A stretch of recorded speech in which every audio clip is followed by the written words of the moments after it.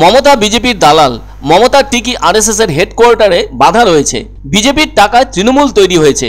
বুধবার নদিয়ার কৃষ্ণনগরে এসে তৃণমূল এবং বিজেপিকে একযোগে এভাবে কটাক্ষ করলেন সিপিএম এর রাজ্য সম্পাদক মোহাম্মদ সেলিম। এদিন তিনি কৃষ্ণনগর লোকসভা কেন্দ্রে সিপিএম মনোনীত জোট প্রার্থী এসএম সাদির সমর্থনে নির্বাচনী প্রচারে আসেন। কৃষ্ণনগর কদমতলা ঘাট থেকে নির্বাচনী প্রচার শুরুও করলেন। এদিন কৃষ্ণনগরের প্রতিটি রাস্তায় মিছিল করেন তারা। সেই সাথে দলীয় জোট প্রার্থী এসএম সাদিকে নিয়ে মানুষের কাছে ভোট প্রার্থনা করেন সিপিএম ও কংগ্রেস নেতা কর্মী সমর্থকেরা। এদিন সিপিএম ও কংগ্রেস কর্মীদের উপস্থিতি ছিল নজর কাড়া। এরপর প্রচার শেষে সাংবাদিকদের মুখোমুখি হন সিপিএম এর রাজ্য সম্পাদক তথা মুর্শিদাবাদ লোকসভা কেন্দ্রের দলের প্রার্থী মোহাম্মদ সেলিম। সাংবাদিকদের এক প্রশ্নের উত্তরে মোহাম্মদ সেলিম বলেন, মমতা বন্দ্যোপাধ্যায়ের টিকি বাঁধা রয়েছে আরএসএস এর হেডকোয়ার্টারেই। তিনি এবার বলেন মমতা বন্দ্যোপাধ্যায় বিজেপির দালাল।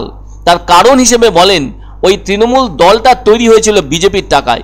এবার মোহাম্মদ সেলিম বলেন, আমাদের স্পষ্ট বার্তা, আমরা নেতা চাই না, নীতি চাই। কেননা মানুষের কাজের স্বার্থে আমরা লড়াই করছি।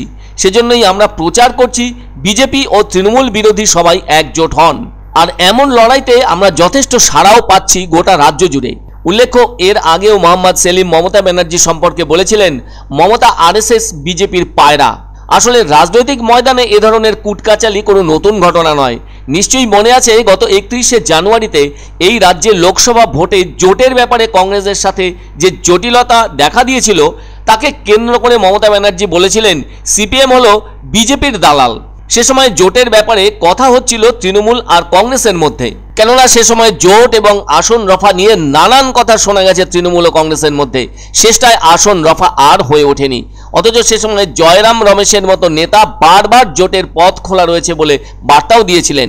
কিন্তু সেটা না হওয়ার জন্য বামেদের ঘাড়ে দোষ চাপিয়েছিলেন মমতা ব্যানার্জি। সে সময়ে বহরমপুরের সভা থেকে আসন রফায় জটিলতা নিয়ে বামেদের দায়ী করেছিলেন মমতা ব্যানার্জি। আর তাই সিপিএমকে বিজেপির দালাল বলতে দ্বিধা করেননি রাজ্যের মুখ্যমন্ত্রী। তিনি তখন এমনও বলেছিলেন, মালদার 2টো আসন কংগ্রেসকে দিতে চেয়েছিলাম, আর ওই 2টো আসন তো জিতিয়ে দিতাম বলে দাবিও করেছিলেন মমতা। শেষটায় কোনোভাবে আসন সমঝোতা হয়নি।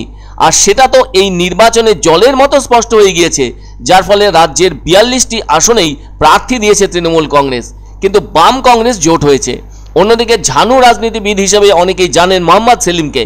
ফলে হয়তো সেই পুরনো কথার যেন এদিন শোধ নিলেন ওই বাম নেতা মমতা ব্যানার্জিকে দালাল আখ্যা দিয়ে। অথচ সারা দেশে বিজেপি বিরোধী শক্তিগুলির রাজনৈতিক জোট বলতে ইন্ডিয়া জোট, যাতে অনেকেই সামিল, কিন্তু বাংলায় কোনোভাবেই জোট করেনি তৃণমূল। সিপিএম কংগ্রেস জোট করেছে।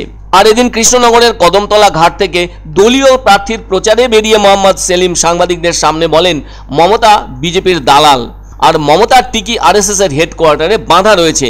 বিজেপির টাকায় তৃণমূল তৈরি হয়েছে বলেও উল্লেখ করেন সিপিএম এর রাজ্য সম্পাদক মোহাম্মদ সেলিম। মোদির দালাল মমতা, বুঝে গেছে জনতা, এটা হচ্ছে আপডেট। মমতার টিকি বাঁধা আছে আরএসএস এর হেডকোয়ার্টারে।